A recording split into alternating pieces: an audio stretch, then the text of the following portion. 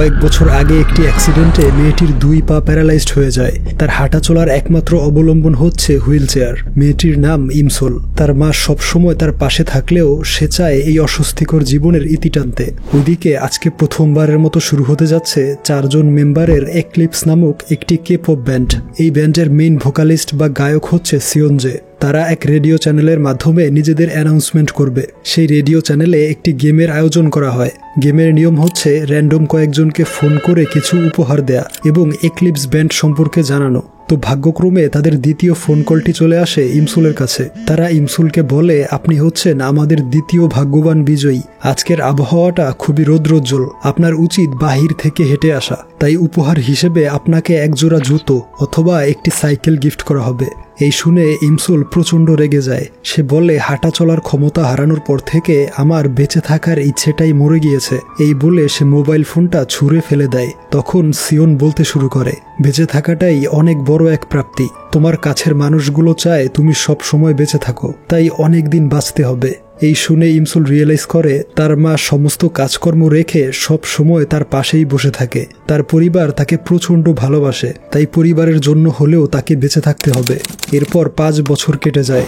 এখন ইমসুলের বয়স প্রায় 30 বছর। আর ওই দিনের পর থেকে সে এক্লিপস ব্যান্ডের একজন বিগ ফ্যান হয়ে গিয়েছে, বিশেষ করে সিওনের। তার রুমের প্রতিটা জায়গায় সিওনের পোস্টার দিয়ে ভরে রেখেছে। সকালবেলা ফোনের অ্যালার্মে তার ঘুম ভাঙে। আজকে তার অনেকগুলো কাজ আছে। বর্তমানে সে একজন ভিডিও এডিটর। তার ক্লায়েন্ট হচ্ছে একজন জ্যোতিষী। মহিলাটি সোশ্যাল মিডিয়াতে ভিডিও আপলোড করে থাকে এবং সেই মহিলাকে একটি ভিডিও এডিট করে দিতে হবে। এরপর সে যাবে সিওনের কনসার্ট দেখতে। এটা হচ্ছে এক্লিপস ব্যান্ডের প্রথম কনসার্ট, তাই কোনোভাবেই মিস করা যাবে না। এরপর যেতে হবে ইন্টারভিউ দিতে। সে এক মুভি স্টুডিওতে অ্যাসিস্ট্যান্ট ভিডিও এডিটর হিসেবে অ্যাপ্লাই করেছিল। শিডিউল চেক করে যখন উঠতে যাবে তখন তার নানুকে দেখে ভয় পেয়ে যায়, কারণ তিনি লিপস্টিক নিয়ে তার মুখের কাছে বসেছিল। তখন সে লক্ষ্য করে তার পছন্দের ঘড়িটা বক্সের মধ্যে নেই। তার নানু হাতে পরে বসে আছে। এই দেখে সে ঘড়িটা দিতে বললে তিনি বাচ্চাদের মতো আচরণ করে আর ইমসুলকে উল্টাপাল্টা নামে ডাকে। ইমসুল তার মাকে বলে, এই ঘড়িটা সিওনের। আমি এক অকশন থেকে অনেক টাকা দিয়ে এটা কিনেছিলাম, আর এটা ভেঙে গেলে আমি মরেই যাব। এই শুনে ইমসুলের মা তাকে বুঝিয়ে শুনিয়ে ঘড়িটা উদ্ধার করে দেয়। অর্থাৎ তার নানুর মানসিক রোগ আছে, যে কারণে সে ছোট বাচ্চাদের মতো আচরণ করে। তখন ইমসুলের ভাই অফিস থেকে বাড়ি ফিরে। সে জানায় তার বস খুবই খারাপ একজন লোক, তাকে দিন রাত 24 ঘন্টা কাজ করায়। তারপর ইমসুল তার ভিডিও এডিটের কাজ শেষ করে। এরপর তার প্রয়োজনীয় জিনিসপত্র নিয়ে নেয় এবং সিওনের পোস্টারকে বিদায় জানিয়ে বেরিয়ে পড়ে কনসার্ট দেখার উদ্দেশ্যে। তার বেস্ট ফ্রেন্ড হিউনজু তাকে কনসার্ট পর্যন্ত এগিয়ে দিবে, আবার কনসার্ট শেষে নিতে আসবে।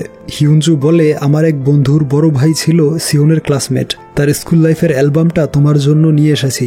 সেটা পেয়ে ইমসুল প্রচণ্ড খুশি হয়।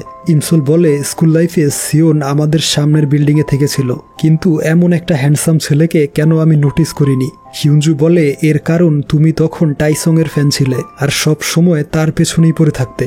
অর্থাৎ স্কুল লাইফে ইমসুল আর সিওন প্রতিবেশী থাকলেও ইমসুল তাকে চিনত না। তবে সে সিওনের ফ্যান হয়েছে গত 5 বছর আগে থেকে, যেদিন সিওন তাকে ফোন করে মোটিভেট করেছিল। ইমসুল বলে, এই অ্যালবামে টাইসং এর ছবি নেই কেন?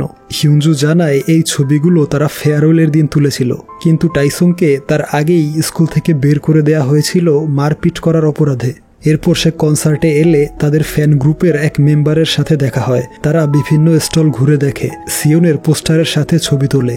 ওইদিকে এক্লিপস ব্যান্ডের সিইও বা বস মিস্টার কিম জংকে দেখানো হয়। মিস্টার কিম জং সর্বপ্রথম তাদের 4 জনকে নিয়ে এই ব্যান্ডটা শুরু করেছিল, আর বিগত 5 বছর পরিশ্রম করার পর বর্তমানে তাদের ব্যান্ড খুবই জনপ্রিয় হয়ে উঠেছে। আর এই পর্যন্ত এসে সিওন চাইছে রিটায়ার করতে, এমনকি কয়েকটা মুভির অফারও সে রিজেক্ট করেছে। কিম জং জানায়, তুমি চাইলে ব্রেক নিতে পারো, কিন্তু রিটায়ার করা যাবে না, কারণ বিভিন্ন প্রোগ্রাম এবং কনসার্টের সাথে আমরা চুক্তিবদ্ধ হয়ে আছি।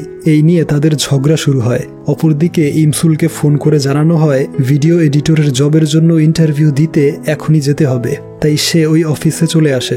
অফিসের এডিটিং রুমটা ছিল 2য় তলায়, আর হুইল চেয়ার নিয়ে ওপরে ওঠার কোনো সুযোগ ছিল না। এই জন্যে তাকে রিজেক্ট করে দেওয়া হয়। তবে সে মন খারাপ না করে কনসার্টের উদ্দেশ্যে রওনা হয়, কিন্তু তার বাস জ্যামে আটকে পড়ে। ওইদিকে তাদের ফ্যান গ্রুপের মেম্বাররা টেক্সট করে কিছুক্ষণের মধ্যেই কনসার্টের ডোর ক্লোজ করে দেয়া হবে, তাই সে যেন দ্রুত চলে আসে। তবে সে এসে দেখে ডোর ক্লোজ হয়ে গিয়েছে। তাই একজন স্টাফকে অনেক রিকোয়েস্ট করে রাজি করিয়ে ফেলে, কিন্তু টিকিটটা খুঁজে পাচ্ছিল না। তার মনে পড়ে বাসে উঠে মানিব্যাগ নেয়ার সময় টিকিটটা পড়ে গিয়েছে। তাই আর কোনো উপায় না থাকায় সেখানে বসেই শুনতে থাকে। সিওন তার পছন্দের গানটা গাইছিল। গানের কথাগুলো ছিল এরকম: তুমি আমার জীবনে এসেছিলে গ্রীষ্মের হঠাৎ বৃষ্টির মতো, বৃষ্টি কিছুক্ষণ পরেই থেমে গিয়েছিল, তবে তুমি হৃদয়ে রয়ে গেলে আজীবন। কনসার্ট শেষে তার টিমের গিটারিস্ট হিয়ং, যে ছিল তার ছোটবেলার বন্ধু, সে তার উপর প্রচণ্ড রেগে যায়, কারণ সিওন রিটায়ার করবে এটা সে মেনে নিতে পারছিল না। সবকিছু মিলিয়ে সিওন খুব ভেঙে পড়েছিল। ওইদিকে কনসার্ট থেকে বেরোনোর সময় ধাক্কা লেগে ইমসুলের মোবাইল ফোনটা ভেঙে যায় এবং তার বেস্ট ফ্রেন্ড হিউনজুও আসতে লেট করছিল, তাই একাই রওনা হয় বাড়ির দিকে। তবে কিছু দূর আসতেই তার হুইল চেয়ারের চার্জ শেষ হয়ে যায়। সে বলে, আজকের দিনটা খুবই খারাপ যাচ্ছে। চাকরি থেকে রিজেক্ট হওয়ার পর কনসার্টেও ঢুকতে পারলাম না, আর এখন এই তীব্র শীতের মধ্যে রাস্তায় দাঁড়িয়ে থাকতে হচ্ছে। তখন সিওন সেদিক দিয়ে যাচ্ছিল। মেয়েটাকে দাঁড়িয়ে থাকতে দেখে সে গাড়ি থামায়। গাড়ি থেকে নেমে তার সামনে চলে আসে। সিওনকে দেখে সে হতবাক হয়ে যায়। তার কিছুতেই বিশ্বাস হচ্ছিল না তার পছন্দের কে-পপ আইডল তার সামনে দাঁড়িয়ে আছে। সিওন দেখে সে ঠান্ডায় কাঁপছে। এই দেখে হাত গরম করার জন্য তার হ্যান্ড ওয়ার্মারটা তাকে দিয়ে দেয়। এতে সে খুশিতে কান্না করে দেয়। সিওন বলে, এমন কিছু বলিনি যে কান্না করতে হবে, আর মনে হয় তুমি আমার বেশ বড় একজন ফ্যান, কারণ তোমার মাথার নেম প্লেটে লেখা আছে টেক সিওনজে অ্যান্ড রান, অর্থাৎ সিওনজেকে উঠাও আর পালিয়ে যাও। বিষয়টা খুবই ফানি। ইমসুল বলে, এটা হচ্ছে আমার ফ্যান ক্লাবের ইউজার নেম, আর তোমাকে ধন্যবাদ, তোমার কারণেই আমি নতুন করে বাঁচতে শিখেছি। সিওন বলে, চলো তোমাকে বাড়ি পর্যন্ত এগিয়ে দিব। কিন্তু তখনই হিউনজু চলে আসে। ইমসুল বলে, আমার বন্ধু এসে পড়েছে। এরপর সিওন তার ছাতাটাও তাকে দিয়ে দেয়। এর বিনিময়ে সে তাকে কিছু ক্যান্ডি গিফট করে। তারপর দেখা যায় সিওনও ঠিক ততটাই খুশি ছিল ক্যান্ডিগুলো পেয়ে।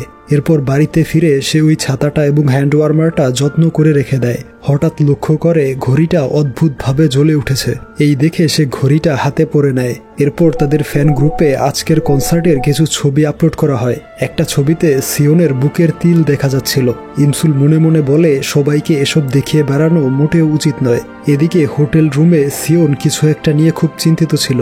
তার টেবিলে পড়েছিল অনেক ঔষধ, আরও ছিল ইমসুলের দেয়া সেই ক্যান্ডির বাক্সটা। তার বস মিস্টার কিম জং তাকে কল করেই যাচ্ছিল, কিন্তু সে ফোন রিসিভ করছিল না। এর কিছুক্ষণ পর কেউ তার দরজায় কলিং বেল বাজায়, কিন্তু এতেও তার কোনো রিয়াকশন ছিল না। ওইদিকে হোটেলের একজন স্টাফ আরেকজনকে বলছিল সে একটু আগেই সিওনকে দেখেছে। অন্যজন বলে, তাকে সামনাসামনি দেখতে কেমন, নিশ্চয়ই অনেক টল অ্যান্ড হ্যান্ডসাম। তাদের এই কথার মাঝেই সেই বহুতল ভবন থেকে কেউ একজন সুইমিং পুলে পড়ে যায়, আর সেটা ছিল সিওন। এরপর ফ্যান গ্রুপে এই বিষয়টা নিয়ে তোলপাড় শুরু হয়। টেক্সটের শব্দে ইমসুলের ঘুম ভাঙে, যেখানে লেখা ছিল সিওন কিছুক্ষণ আগে সুইসাইড করেছে। এরপর একটা ভিডিওতে দেখা যায় তার শ্বাস প্রশ্বাস বন্ধ হয়ে গিয়েছে এবং তাকে হসপিটালে নিয়ে যাওয়া হচ্ছে। এই দেখে ইমসুল বেরিয়ে পড়ে তাকে দেখার জন্য, কিন্তু একটা ছোট অ্যাক্সিডেন্টে তার হাতের ঘড়িটা জলাশয়ে পড়ে যায়। সেটা উদ্ধার করার জন্য সেই জলাশয়ে নেমে পড়ে। ঘড়িটা নিয়ে যখন উঠতে যাবে তখন বিলবোর্ডে লেখা আসে ডিপ্রেশনের কারণে সুইসাইড করেছে কে-পপ আইডল সিওনজে। এই দেখে ওয়েবসাইটে সার্চ করেও একই নিউজ দেখতে পায়। এতে সে প্রচণ্ড ভেঙে পড়ে, আর ভুলবশত ঘড়ির বাটনে চাপ লাগতেই সে হতবাক হয়ে যায়। দেখতে পায় চারপাশের সব কিছু স্থির হয়ে গিয়েছে। মনে হচ্ছে পুরো পৃথিবীটা যেন ওলট পালট হয়ে যাচ্ছে। এরপর সে চোখ খুলতেই দেখে তার ছোটবেলার ক্লাস টিচার তার সামনে দাঁড়িয়ে আছে। সে তাকে মেরে ঘুম থেকে উঠায় আর বলে, এটা তোমার বেডরুম নয়, এটা ক্লাসরুম। এখানে মন চাইলেই ঘুমানো যায় না, তাই শাস্তি হিসেবে পুরো ক্লাসে দাঁড়িয়ে থাকবে। ইমসুল দেখে সে নিজের পায়ে দাঁড়াতে পারছে। সে রয়েছে তার 15 বছর অতীতের সেই স্কুলে, যেখানে জীবনের সুন্দরতম মুহূর্তগুলো সে কাটিয়েছিল। তাদের স্কুলের সামনেই ছিল বয়েজ স্কুল, সেখানেই লেখাপড়া করত সিওন। সে আর কিছু না ভেবে দৌড়ে বেরিয়ে যায় সিওনকে দেখার জন্য। তখন সিওন সুইমিং প্র্যাকটিস করছিল অলিম্পিক গেমসে অংশগ্রহণ করার জন্য। ইমসুল সে সুইমিং ট্রেনিং সেন্টারে চলে আসে, আর সেখানে সিওনকে দেখতে পায়। তাকে দেখতে পেয়ে দৌড়ে গিয়ে জড়িয়ে ধরে আর বলে, হয়তোবা তুমি অসহ্য মানসিক যন্ত্রণায় ছিলে, কারোর সাথে শেয়ার করতে পারোনি, আর এই জন্যই এভাবে চলে গেলে, কিন্তু আমি তোমাকে প্রচন্ড ভালোবাসি। তখন গার্ডরা এসে তাকে ধরে বের করে দেয়। তাই উপায় না থাকায় সে চলে আসে। পকেট চেক করে দেখে সেই ঘড়িটা তার পকেটেই আছে। তখন তার সেই জ্যোতিষী ক্লায়েন্টের একটা কথা মনে পড়ে। সে বলেছিল মানুষ মৃত্যুর পরে একটা ব্রিজ পাড়ি দিয়ে অন্য জগতে চলে যায়, আর এখন সেও হয়তো মারা গিয়েছে, মরে গিয়ে এই জগতে চলে এসেছে। এই ভেবে সেখানকার ব্রিজের কাছে বসে কান্না করছিল। তখন সিওন ওই দিক দিয়ে যাচ্ছিল। সে দেখে মেয়েটা চুপ হয়ে বসে রয়েছে, কোনো সারা শব্দ নেই। তাকে নাড়া দিতেই সে মাটিতে শুয়ে পড়ে। এরপর বলে ওঠে, মনে হয় আমি এখনো মারা যাইনি, তবে এই ব্রিজটা পার হলে আমরা মারা যাব, তাই কিছুতেই এই ব্রিজ দিয়ে যেতে পারবে না। সিওন বলে, আমার বাড়ি এই দিকে, আমাকে এই ব্রিজ দিয়েই যেতে হবে। সিওন তার ঘড়িটা দেখে বলে, এমন একটা ঘড়ি আমারও আছে। ইমসুল বলে, এটাই সেই ঘড়িটা, এটা তুমি রেখে দাও, আর বলে তুমি কোনোভাবেই এই ব্রিজ দিয়ে যেতে পারবে না। তখন সিওন একটা ট্যাক্সি দেখতে পায় আর দৌড়ে এসে ওই ট্যাক্সিতে উঠে চলে যায়। এর কিছুক্ষণ পরেই ইমসুলের ফোন বাজতে শুরু করে। সে ভয়ে ভয়ে ফোন রিসিভ করতেই বিকট আওয়াজে তার মা চিৎকার করে ওঠে আর বলতে থাকে, স্কুল থেকে পালিয়ে গিয়েছিস, সন্ধ্যার মধ্যে বাসায় না ফিরলে তোকে মেরে মার্ডার করে ফেলবো।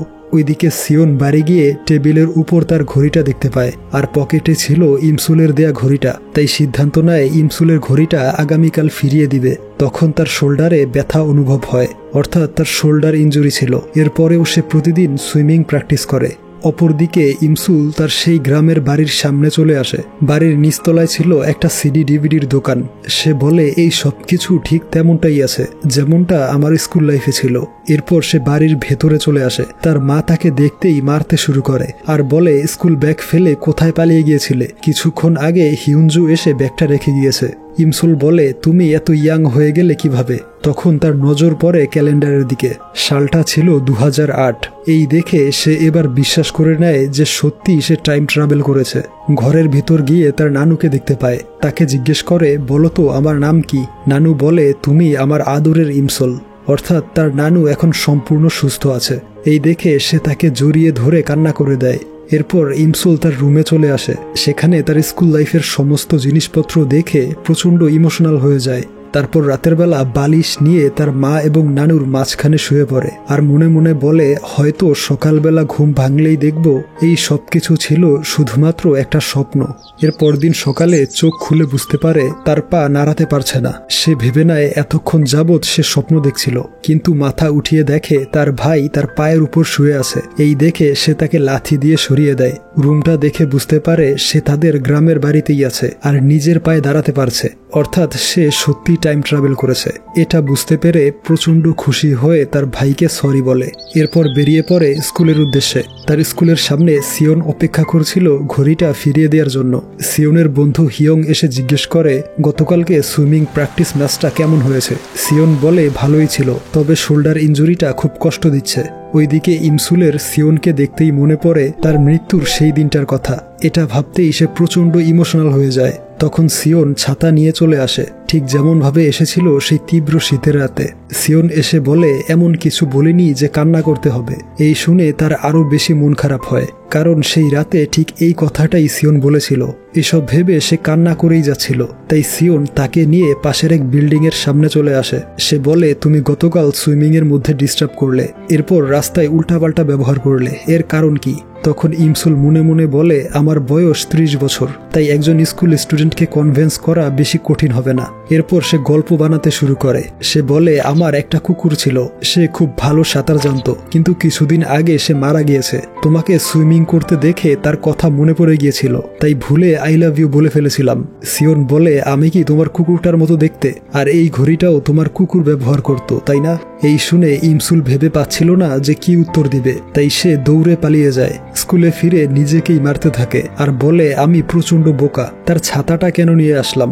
এরপর সে তার ক্লাসরুমটা খুঁজে পায়। ক্লাসে ঢুকতেই তার ছোটবেলার সব স্মৃতিগুলো মনে পড়ে, সেই পুরনো ক্লাসরুমটা এবং পুরনো বন্ধুগুলো ঠিক আগের মতোই আছে। তাদেরকে বলে, বহু বছর পর তোমাদেরকে দেখে খুবই ভালো লাগছে। এই শুনে হিউনজু বলে, তোমার মাথা খারাপ হয়ে গিয়েছে, গতকাল ব্যাগ রেখে ক্লাস থেকে পালিয়ে গেলে কেন? কিন্তু ইমসুল তার কোনো কথাই শুনছিল না, বরং তার বেস্ট ফ্রেন্ডকে দেখে খুশিতে নাচতে থাকে।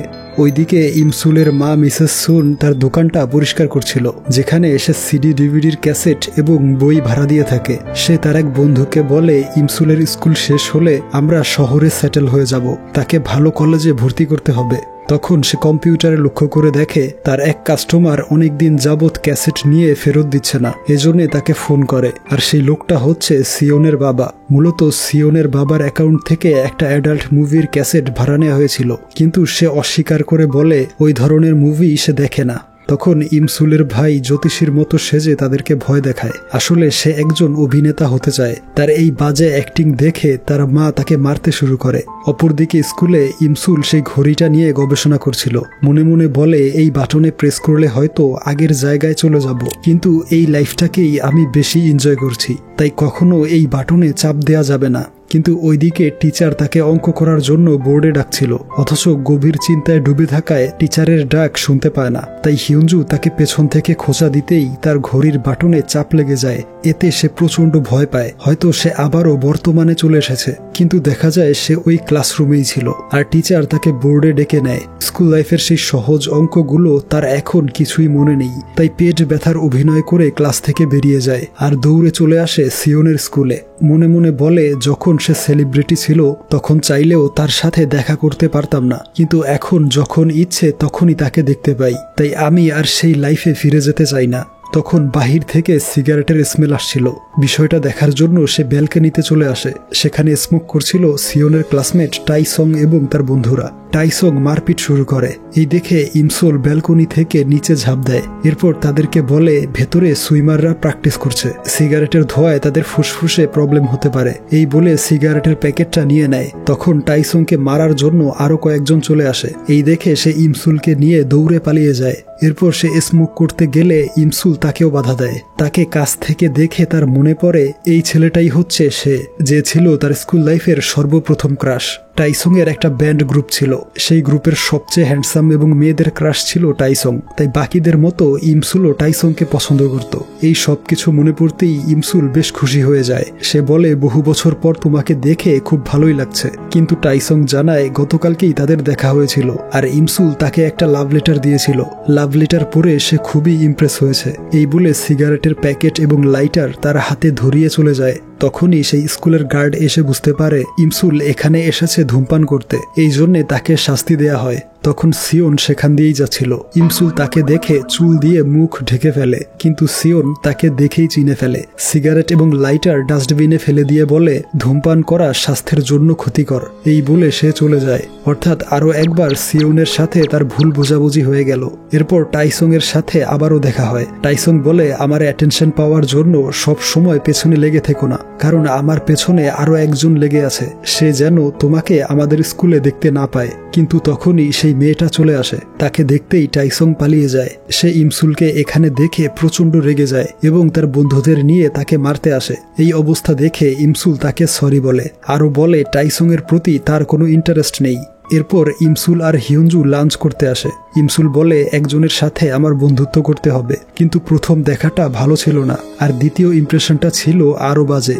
হিউঞ্জু বলে গতকালকেই তুমি টাইসংকে প্রপোজ করতে গিয়েছিলে, সেখানে ওই মেয়েটার তারা খেয়ে পালিয়ে এসেছো, আর আজকেই আবার অন্য আরেকজনকে পছন্দ করে ফেললে। ইমসুল বলে এই বিষয়ে তোমাকে পরে বুঝিয়ে বলবো। হিউঞ্জু জানায় তাহলে এখন তোমার একমাত্র উপায় হচ্ছে তাকে ফেসবুকে ফ্রেন্ড রিকোয়েস্ট পাঠানো। এরপর বাড়ি ফিরে সে কয়েকটা চিঠি দেখতে পায়, যেগুলো সে লিখেছিল টাইসংকে দেওয়ার জন্য। সে খুব আফসোস করতে থাকে আর বলে আরো একটা দিন আগে টাইম ট্রাভেল করলে ভালো হতো, তাহলে টাইসং এর বিষয়টা এত দূর আগাতো না। এরপর সে সিওনের কাছে ফ্রেন্ড রিকোয়েস্ট পাঠায় এবং তার ছবিগুলো দেখতে থাকে, কিন্তু এর কিছুক্ষণ পরেই সিওন তার ফ্রেন্ড রিকোয়েস্ট ডিলিট করে দেয়। এই দেখে ইমসুল একদম হতাশ হয়ে পড়ে। এরপর দিন স্কুলে যাওয়ার সময় তারা একই বাসে ওঠে। ইমসুল জিজ্ঞেস করে যেহেতু আমরা প্রতিবেশী তাই তুমি কি এর আগেও আমাকে নোটিস করেছিলে, কিন্তু সিওন তার কথার কোনো উত্তর দেয় না। এরপর বাস থেকে নামার সময় ইমসুলের ছাতাটা নিচে পড়ে যায়, তাই সিওন নেমে গেলেও সে নামতে পারে না। ড্রাইভারকে থামতে বললেও তার কথা ড্রাইভার শুনতে পায় না। এই অবস্থা দেখে সিওন বাসটাকে থামানোর জন্য দৌড় শুরু করে, আর এই দেখে সবাই ভাবে সে হয়তো ইমসুলকে পছন্দ করে। সিওন দৌড়ে এসে বাসটাকে থামিয়ে দেয়। ইমসুল তাকে ধন্যবাদ জানায়, তবে সিওন বলে বাসটা থামিয়েছি আমার ছাতাটা ফেরত নেওয়ার জন্য, আর দয়া করে ধূমপান করা ছেড়ে দাও। ইমসুল বলে আমি ধূমপান করিনি, আর যারা ধূমপান করে তাদের আঙুলে সিগারেটের স্মেল লেগে থাকে। এই বলে সে তার আঙুল সিওনের নাকের কাছে ধরে, কিন্তু অ্যাক্সিডেন্টলি তার আঙুল সিওনের নাকে ঢুকে যায়। অর্থাৎ আরও একবার বাজে ইমপ্রেশনের কারণে তাদের দূরত্ব বেড়ে গেল। আর এই সব কিছু হিয়ং দেখতে পায়।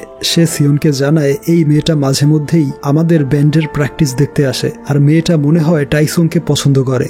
ওইদিকে ইমসুল সুইমিং কম্পিটিশনের একটা পোস্টার দেখতে পায়। সেই কম্পিটিশনটা কয়েকদিন পরেই অনুষ্ঠিত হবে। তখন তার ভবিষ্যতের কিছু কথা মনে পড়ে, যেখানে সিওন এই কম্পিটিশনের কথাই বলেছিল। তার শোল্ডার ইনজুরি নিয়ে এই কম্পিটিশনে অংশগ্রহণ করে এবং সেই ইনজুরিতে আরও বেশি আঘাতপ্রাপ্ত হয়ে তার সুইমিং ক্যারিয়ার শেষ হয়ে যায়। এটা মনে পড়তেই ইমসুল ডিসাইড করে যেভাবেই হোক সিওনকে এই কম্পিটিশন থেকে সরাতে হবে। তাই সে সরাসরি সিওনকে বলে এই কম্পিটিশনে অংশগ্রহণ করলে তোমার বড় ধরনের ইনজুরি হবে আর কখনোই সুইমিং করতে পারবে না। কিন্তু দেখা যায় তার এসব কথা সিওন শুনতে পায় না, কারণ যখনই সে এটা বলতে চায় তখনই সবকিছু স্থির হয়ে যায়। অর্থাৎ সে চাইলেও ভবিষ্যতের কোনো কথা কাউকে বলতে পারবে না। এই জন্য সে এই কথাটা ফোনে লিখে তাকে দেখায়, কিন্তু তার লেখাগুলো সব অদৃশ্য হয়ে যায়। সিওন দেখে তার ফোনে কিছুই লেখা নেই। সে ভাবে ইমসুল তার সাথে মজা করছে। এই ভেবে সে চলে যায়।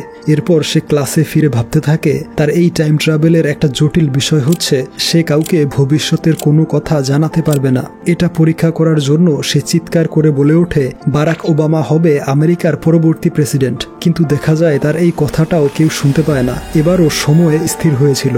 অপরদিকে কিম নামের একটা ছেলে, যে হচ্ছে সিওনের ক্লাসমেট এবং তার সুইমিং কম্পিটিশনের প্রতিদ্বন্দ্বী, সে বলে তোমার তো কিছুদিন আগেই শোল্ডার ইনজুরি হয়েছিল, তোমার উচিত এই কম্পিটিশনে অংশগ্রহণ না করা। আবারও ইনজুর্ড হয়ে গেলে আর কখনোই সুইমিং করতে পারবে না। এর উত্তরে সিওন বলে এত দ্রুত সুস্থ হতে দেখে তুমি হয়তো ভয় পেয়ে গিয়েছো, কারণ এবারও তুমি জিততে পারবে না। ওইদিকে ইমসুলের মা সিওনের বাবাকে ডেকে জিজ্ঞেস করে আপনি একটা অ্যাডাল্ট মুভি ভাড়া নিয়েছিলেন কিন্তু এখনো ফিরিয়ে দিচ্ছেন না। সিওনের বাবা বলে ওই ধরনের মুভি দেখার কোনো ইচ্ছে আমার নেই, আমি কেন সেটা ভাড়া নিতে যাব।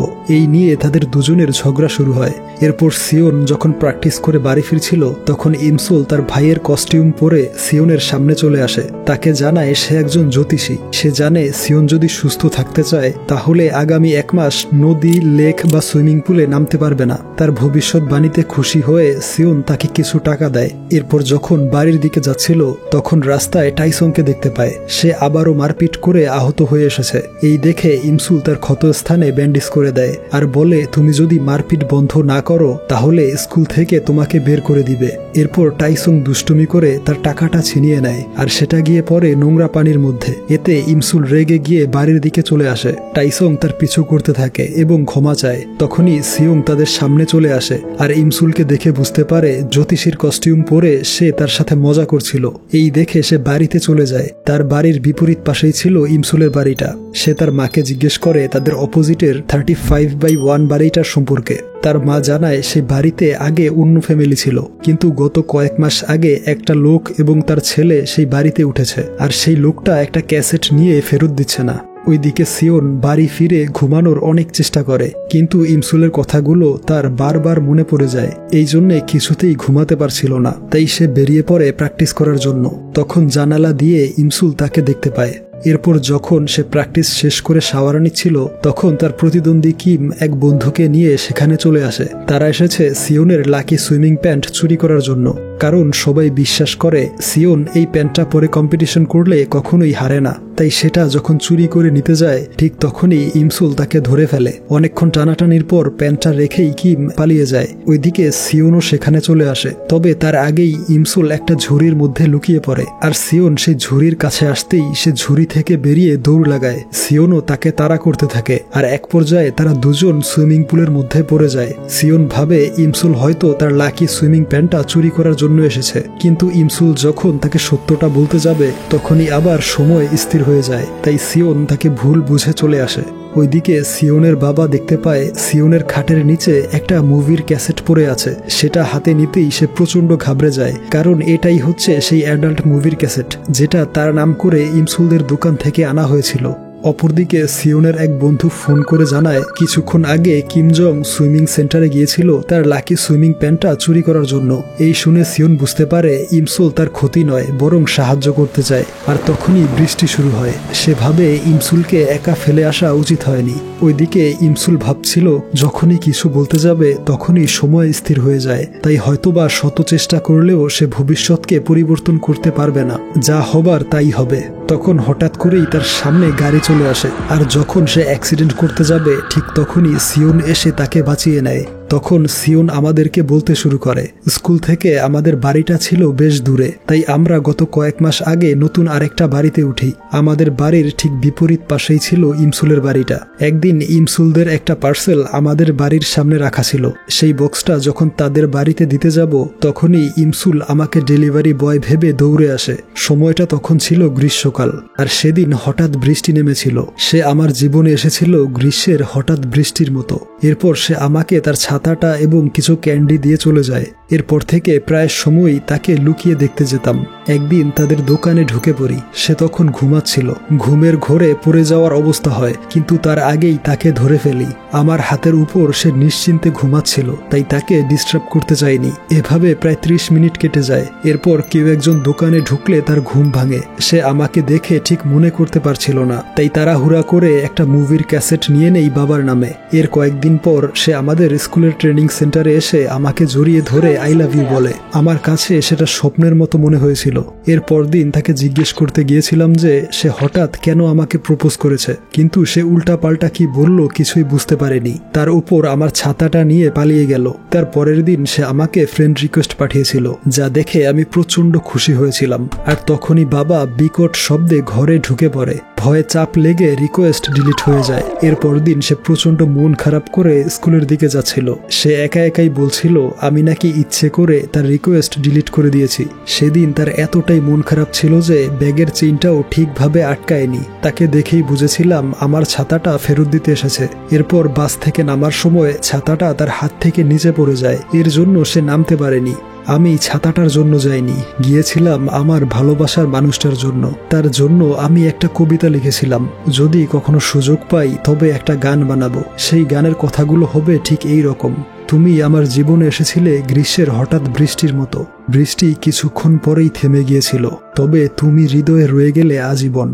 এরপর ইমসুল তাকে জানায় আগামী ডিসেম্বরের 1 তারিখে তার একটা অ্যাক্সিডেন্ট হতে পারে, আর সিওনের উচিত হবে না আগামীকালের কম্পিটিশনে অংশগ্রহণ করা, কারণ তার বড় ধরনের শোল্ডার ইনজুরি হতে পারে। এই শুনে সিওন বলে আমি সুইমিং নিয়েই ক্যারিয়ার গড়তে চাই, আর তোমাকে কথা দিলাম আমি সাবধানতার সাথেই সুইমিং করব। এরপর তারা বাড়ির সামনে চলে আসে। ইমসুল জানায় সে আগামীকাল তার কম্পিটিশন দেখতে আসবে। এই বলে সে ঘরে চলে যায়। সিওন ভাবে এতদিন তার ভালোবাসাটা ছিল ওয়ান সাইডেড, কিন্তু এখন ইমসুলও তাকে পছন্দ করছে।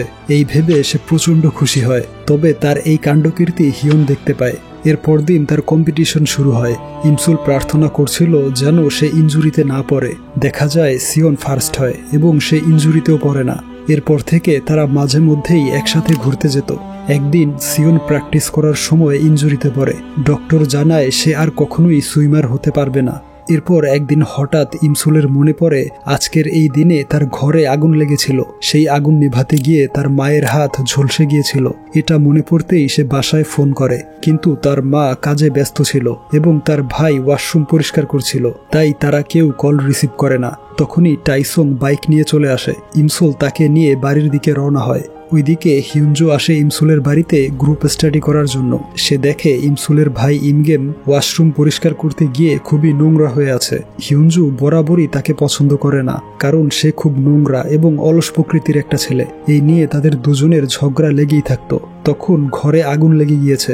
ধোয়ার স্মেলে হিউনজো অজ্ঞান হয়ে যায়, তাই ইমগেম কোনো উপায় না পেয়ে তাকে নিয়ে ছাদে চলে আসে।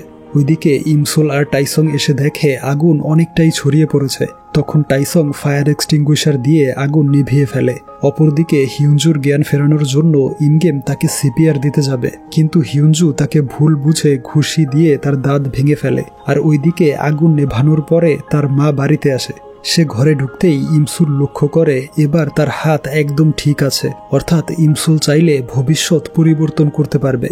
এর কয়েকদিন পর সিওন সুস্থ হয়ে স্কুলে আসে, আর যখন ইমসুলের সাথে দেখা করতে যাবে তখন টাইসং এসে ইমসুলকে ঘুরতে যাওয়ার জন্য রিকোয়েস্ট করে। আর সেই মুহূর্তে আবারও টাইম ট্রাভেল করে সে ভবিষ্যতে চলে যায়। ঠিক সেই দিনে চলে আসে যেদিন সিওন মারা গিয়েছিল।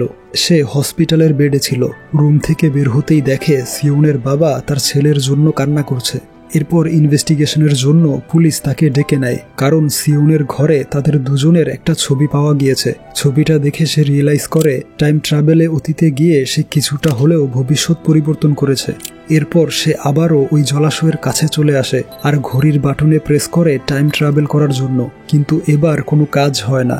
এরপর সে বাড়িতে ফিরে আসে। তখন হিয়ং তাকে ফোন করে জানায় সিওন সব সময় তোমার কথাই ভাবতো, হয়তো তোমার কোনো বিষয় নিয়ে সে ডিপ্রেশনে ছিল। তখন আমাদেরকে দেখানো হয় অতীতে সিওন যেদিন সুস্থ হয়ে ইমসুলের সাথে দেখা করতে গিয়েছিল সেদিন ইমসুল টাইম ট্রাভেল করে ভবিষ্যতে চলে যায়। আর সেই অতীতের টাইমলাইনে আগের ইমসুল চলে আসে, যে সিওনকে চিনত না। সে পছন্দ করত টাইসনকে, আর সেদিন টাইসন তাকে ঘুরতে যাওয়ার জন্য রিকোয়েস্ট করলে সে প্রচণ্ড খুশি হয়ে রাজি হয়ে যায়। এ বিষয়ে সিওন তাকে জিজ্ঞেস করতে গেলে সে অপরিচিত মানুষের মতো আচরণ করে আর জানায় টাইসন তার বয়ফ্রেন্ড। এতে সিওন প্রচণ্ড কষ্ট পায় এবং এই টাইমলাইনে সে সিওনকে ভুলতে না পেরে সুইসাইড করেছে। এই সব কিছু বুঝতে পেরে ইমসুল ভাবে যে করেই হোক তাকে আবারও অতীতে ফিরে যেতে হবে। এবার ঘড়ির বাটনে প্রেস করতেই সে অতীতে চলে আসে। বুঝতে পারে এখানে প্রায় 10 দিন কেটে গেছে, আর বিগত 10 দিনে আগের ইমসুল সিওনের সাথে খুবই বাজে ব্যবহার করেছে। তাই সে ক্ষমা চাওয়ার জন্য গেলে তাকে দেখে সিওন প্রচণ্ড রেগে যায়। এর পরদিন সে হিয়ংয়ের কাছে যায়, তাকে বলে ভবিষ্যতে সিওনের মানসিক অবস্থা ভালো নাও থাকতে পারে, তাই সব সময় তার সাথেই থাকবে এবং মোটিভেট করবে। আর তোমাদের এই ব্যান্ড একদিন খুব জনপ্রিয় হবে, তাই যা কিছুই হয়ে যাক কখনোই মিউজিক ছেড়ে দিবে না। ইমসুলের এই অদ্ভুত কথাবার্তা সে কিছুই বুঝতে পারে না। ওইদিকে ইমগে মুভির অডিশন দিতে যায়। তাকে এক ডেন্টিস্ট বা দাঁতের ডাক্তারের ক্যারেক্টার দেয়া হয়েছে, কিন্তু শুটিংয়ের মধ্যেই তার নকল দাঁত খুলে যায়, এই জন্যে তাকে বের করে দেয়া হয়। এর কয়েকদিন পর ইমসুল একটা ডিম্বাকৃতির বক্স নিয়ে আসে সিওনের কাছে আর বলে এটা হচ্ছে একটা টাইম ক্যাপসুল, এটাকে মাটির নিচে পুঁতে রাখতে হবে এবং 15 বছর পর অর্থাৎ 2023 সালের জানুয়ারির 1 তারিখে এটাকে তুলবে। আর ঠিক সেই দিন রাত 12টায় ব্রিজের ওপর দেখা করবে। এর ভেতর কিছু মূল্যবান জিনিস রয়েছে যেটা ওই সময় তোমার কাজে লাগবে।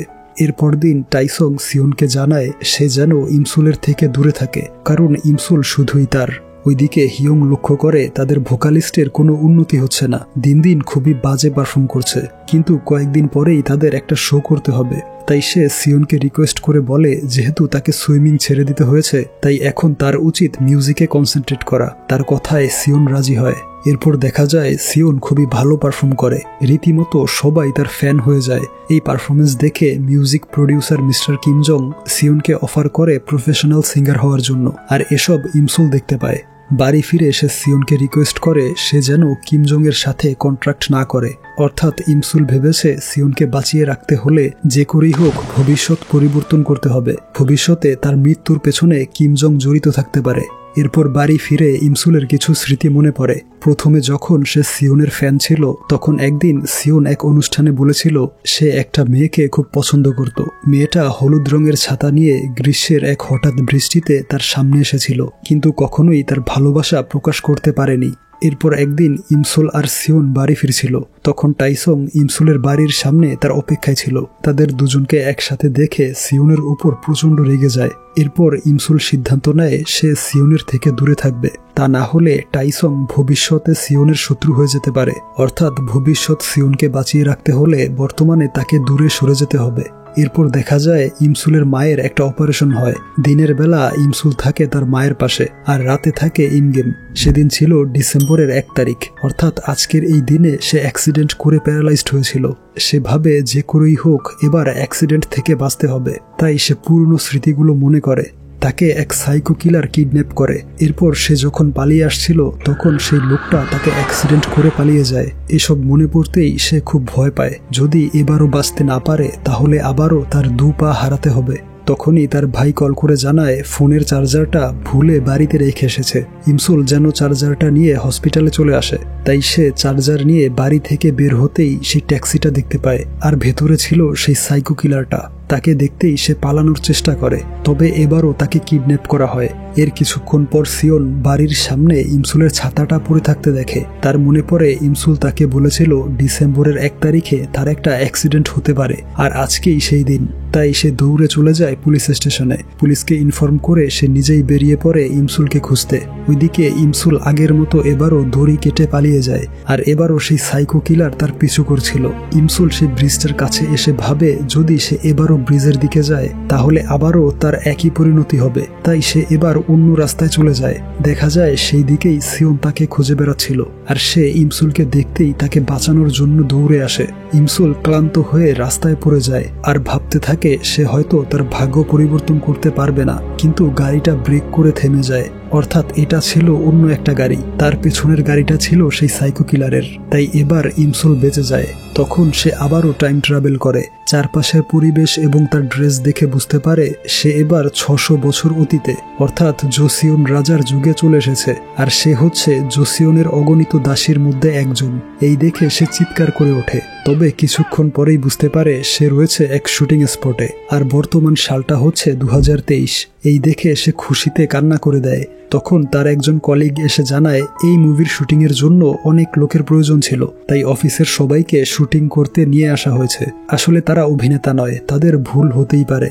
এই বলে তাকে সান্ত্বনা দেয়, কিন্তু ইমসুল তাকে চিনতে পারছিল না। তখন তার মনে পড়ে এই লোকটাই হচ্ছে সে, যে কোম্পানিতে সে ভিডিও এডিটরের জবের জন্য গিয়েছিল, অর্থাৎ বর্তমানে সে ওই কোম্পানির একজন এমপ্লয়ি। এরপর সে মোবাইল ফোন চেক করে দেখে আজকের তারিখ হচ্ছে জানুয়ারি 1, 2023। আজকের এই দিনে সে সিওনকে বলেছিল ব্রিজের ওপর দেখা করতে। তখন ইন্টারনেটে সিওনের বিষয়ে সার্চ করে দেখতে পায় সিওন জীবিত আছে, আর বর্তমানে সে এক্লিপস ব্যান্ডের ভোকালিস্ট। এই দেখে সে প্রচন্ড খুশি হয়। এরপর সে ওই ব্রিজের ওপর চলে আসে, কিন্তু ততক্ষণে অনেক দেরি হয়ে গিয়েছিল। এরপর সে ওই গাছের কাছে আসে যেখানে তারা টাইম ক্যাপসুলটা পুঁতে রেখেছিল, কিন্তু দেখতে পায় সেই গাছটা এখন আর নেই। এরপর সে বাড়িতে চলে আসে। এবার তার ঘরের দেয়ালে সিওনের কোনো পোস্টার লাগানো ছিল না, অর্থাৎ সে এবার নিজের ক্যারিয়ারে ফোকাস করেছে। তবে টাইম ট্রাভেলের সেই ঘড়িটা কোথাও খুঁজে পায় না। সে বলে এখন আর ঘড়িটার প্রয়োজন নেই, কারণ সবকিছু একদম পারফেক্ট আছে। পরদিন সকালবেলা ঘুম থেকে উঠে দেখে তার নানু লিপস্টিক দিয়ে এঁকে রেখেছে। সে তাকে খুশিতে জড়িয়ে ধরে। এবার তার আলমারিতে অনেক অনেক জুতো ছিল, যা দেখে সে আরো বেশি খুশি হয়, কারণ যখন সে প্যারালাইজড ছিল তখন জুতোর নাম শুনলে সে প্রচন্ড রেগে যেত। এরপর সে অফিসে চলে আসে। এবার নিজের পায়ে হেঁটে সেই সিঁড়ি দিয়ে তার রুমে চলে যায়। এরপর তার বস তাকে জানায় তাদের নেক্সট মুভির জন্য সিওনকে বাছাই করা হয়েছে, আর সিওনকে রাজি করানোর দায়িত্ব দেওয়া হয় ইমসুলের উপর। তাই ইমসুল সিওনের হোটেলের লাউঞ্জে চলে আসে। তখন হিউনজু কল করে বলে এক্ষুনি হসপিটালে আসতে, কিছুক্ষণের মধ্যেই তার ডেলিভারি হবে। এই শুনে ইমসুল জলদি বেরিয়ে পড়ে, আর অ্যাক্সিডেন্টলি সিওনকে ধাক্কা দিয়ে পানিতে ফেলে দেয়। তারা কেউ কাউকে দেখতে পায় না। সিওনের অ্যাসিস্ট্যান্ট তাকে বলে কাউকে এভাবে ফেলে দিয়ে পালিয়ে যাওয়া উচিত নয়। এই শুনে ইমসুল তার কার্ড দিয়ে বলে সে ক্ষতিপূরণ দিয়ে দিবে, তবে এখন তাকে হসপিটালে যেতে হবে। এই বলে সে চলে যায়। হসপিটালে আসতেই হিউনজু তাকে বলে আমি মরতে চলেছি, আর ইমগেম এখনো আসেনি। তার কথা ইমসুল বুঝতে পারছিল না। তখনই তার ভাই ইমগেম চলে আসে, অর্থাৎ তার বেস্ট ফ্রেন্ড তার ভাইকে বিয়ে করেছে। এই দেখে সে ইমগেমকে মারতে শুরু করে, আর বলে আমার বান্ধবীকে পটানোর সাহস কোথায় পেলে। তবে সে আরো বেশি অবাক হয় তখন যখন দেখে ইমগেমের 5 বছর বয়সী আরেকটা বাচ্চা আছে। এরপর ইমসুলের কলিগ তাকে জানায় সে আজকে যাকে ধাক্কা দিয়ে ফেলে দিয়েছে সেই ছিল সিওন, এবং তাদের বস বলেছে সিওনের কাছে ক্ষমা চাইতে হবে। সেদিন ছিল এক্লিপস ব্যান্ডের প্রথম কনসার্ট, তাই ইমসুল সেই কনসার্টে চলে আসে ক্ষমা চাইতে। সে সিওনের অ্যাসিস্ট্যান্টের কাছে কিছু ফুল এবং তার কার্ড পাঠায়। এরপর বাহির থেকেই সিওনের গান শুনতে থাকে, যেই গানটা সে তাকে নিয়েই লিখেছিল। সেদিনও কনসার্ট শেষে তুষারপাত হয়। এরপর ধাক্কা লেগে তার মোবাইল ফোনটা নিচে পড়ে যায়। সে ভাবে সবকিছু আগের মতোই হচ্ছে, হয়তো এবারও সিওনকে বাঁচাতে পারবে না। এরপর সে ব্রিজের উপর চলে আসে। ওইদিকে কনসার্ট শেষে সিওন দেখতে পায় ইমসুলের পাঠানো সেই ফুলের বুকে এবং কার্ড। অপরদিকে ইমসুল সিওনের জন্য অপেক্ষা করে যাচ্ছিল। হঠাৎ করেই তার ফোনে কল আসে। কণ্ঠস্বর শুনে বুঝতে পারে তাকে সিওন কল করেছে, আর পেছনে ঘুরতেই দেখে সিওন দাঁড়িয়ে আছে। সিওন বলে এখানে দাঁড়িয়ে আছো কেন? তোমার তো আসার কথা ছিল না, নিশ্চয়ই তোমার গাড়িতে প্রবলেম হয়েছে। ইমসুল বলে তোমার জন্য অপেক্ষা করছিলাম, ভেবেছিলাম তুমি আসবে তাই। তখন সিওনের অ্যাসিস্ট্যান্ট এসে জানায় সিওনকে একটা পার্টিতে যেতে হবে, সবাই তার জন্য অপেক্ষা করছে। তখন ইমসুল ভাবে সিওনকে যেতে দিলে তার বিপদ হতে পারে, তাই কোনোভাবেই তাকে একা ছাড়া যাবে না। এই জন্যে সে তাকে নিয়ে চলে যায়। এরপর তারা সিওনের হোটেলে চলে আসে। তখন হিয়ং ড্রিঙ্কস করে তার রুমে ঢুকে পড়ে। ইমসুলকে দেখে ভাবে সে হয়তো ভুল দেখেছে। সে সিওনকে বলে, তোমার মুখে সব সময় ইমসুলের কথা শুনে এখন সে আমার কল্পনাতেও আসা শুরু করেছে। তখন আমাদেরকে ফ্ল্যাশব্যাকে দেখানো হয় প্রায় 10 বছর আগে ইমসুলদের বাড়িটা বিক্রি করে দেয়া হয়। তখন থেকে সে প্রায় প্রত্যেক দিন রাতে তাদের বাড়ির গেটের সামনে বসে থাকত। এর কয়েক বছর পর তারা যখন ফেমাস হয়ে যায় তখনও সে ইমসুলদের বাড়ির সামনে পড়ে থাকত। সেই পুরো জায়গাটায় বহুতল ভবন নির্মাণ করা হয়, তবে সিওনের রিকোয়েস্টে সেই গেটটা রেখে দেওয়া হয়েছিল। আর বরাবরের মতো হিয়ং তাকে বাড়িতে ফিরিয়ে নিয়ে যেত। এবং গত বছর যখন রাস্তার কাজের জন্য ওই গাছটাকে তুলে নেওয়া হবে, যেই গাছটার নিচে ইমসুল টাইম ক্যাপসুল রেখেছিল, তখন সেটা তুলে নেওয়ার সময় সিওন চলে আসে এবং নিজেই মাটি খুঁড়ে সেই বক্সটা বের করে নেয়। এরপর জানুয়ারির 1 তারিখে, যেদিন ইমসুল টাইম ট্রাভেল করেছিল এবং সেই ব্রিজে আসতে লেট করেছিল, সেদিন সিওন ঠিকই সময় মতো সেই ব্রিজে এসে অপেক্ষা করে। শেষমেশ ভাবে ইমসুল হয়তো আসবে না, তাই বাড়িতে চলে যায়। সেই টাইম ক্যাপসুলটা খুলে চিরকুট দেখতে পায়। লেখা ছিল, আমি শুধু প্রার্থনা করি যেন এই চিঠিটা তুমি খুঁজে পাও। যদি পেয়ে থাকো তাহলে বলবো ধন্যবাদ বেঁচে থাকার জন্য। শুধু চাই তুমি বেঁচে থাকো। তখন সিওনের সেদিনের কথা মনে পড়ে, যেদিনের পর থেকে সে কখনোই ইমসুলের সামনে যায়নি। ইমসুল বলেছিল যখনই সিওন তার সামনে আসে তখনই তার ভয় হয় সিওনকে হারানোর। তাদের দুজনের ভালোর জন্যই তাদেরকে আলাদা হয়ে যেতে হবে। এরপর গল্প বর্তমানে চলে আসে। সিওন তাকে বাড়িতে এগিয়ে দিতে আসে। ইমসুল তাকে বলে, তোমাকে এতদিন কষ্ট দেওয়ার জন্য আমি দুঃখিত। এছাড়া আর কোনো উপায় ছিল না। তোমার ভালোর জন্যই এই সব কিছু করতে হয়েছে।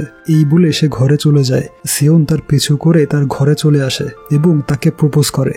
এরপর একদিন ইমসুল সিওনের হোটেল থেকে বেরোনোর সময় সেই পার্কিংয়ে অল্পের জন্য একটা মেয়ে অ্যাক্সিডেন্ট থেকে বেঁচে যায়, কিন্তু মেয়েটা কিছু না বলে দৌড়ে পালায়। পুলিশ এসে জানায় এই মেয়েটা সব সময় সিওনকে ফলো করে। এই শুনে ইমসুল তাকে তাড়া করে ধরে ফেলে। এরপর তাকে এক রেস্টুরেন্টে নিয়ে আসে। মেয়েটা জানায় তার বয়স 14 বছর। সে শুধুমাত্র সিওনের একজন ডাইহার্ট ফ্যান, এর বেশি কিছু নয়। তখন সিওনকে কেউ একজন ফোন করে রুম নম্বর জিজ্ঞেস করে। এর কিছুক্ষণ পর তার কলিং বেল বাজে। এদিকে ইমসুল টিভিতে দেখতে পায় সেই সাইকো কিলারকে, যে 15 বছর আগে তাকে কিডন্যাপ করেছিল। নিউজে বলা হয় এই লোকটা 2009 থেকে 2023 সাল পর্যন্ত, অর্থাৎ 14 বছর মার্ডার কেসে জেলে ছিল। কিছুদিন আগেই ছাড়া পেয়েছে এবং সে কিছুক্ষণ আগে সিঙ্গার এবং অ্যাক্টর সিওনজেকে মার্ডার করার চেষ্টা করেছে। গুরুতর আহত অবস্থায় সিওনকে হসপিটালে নিয়ে যাওয়া হয়েছে। এই শুনে ইমসুল একদম হতবাক হয়ে যায়। এত কিছুর পরেও সে হয়তো সিওনকে বাঁচাতে পারল না। এই সিরিজের 8টা এপিসোড এখন পর্যন্ত রিলিজ করা হয়েছে। বাকি 8টা এপিসোড রিলিজ করা হবে এই মাসের শেষের দিকে। তাই বাকি সিরিজগুলো রিলিজ হয়ে গেলে দ্বিতীয় পর্ব নিয়ে আসা হবে। তার আগে আসবে জন্ম পুনর্জন্ম এবং ইমোশন মিশ্রিত সেরা একটি ড্রামা। সেই পর্যন্ত লাইক অ্যান্ড কমেন্ট করে সিনেমা হলের সাথেই থাকুন। টেক লাভ।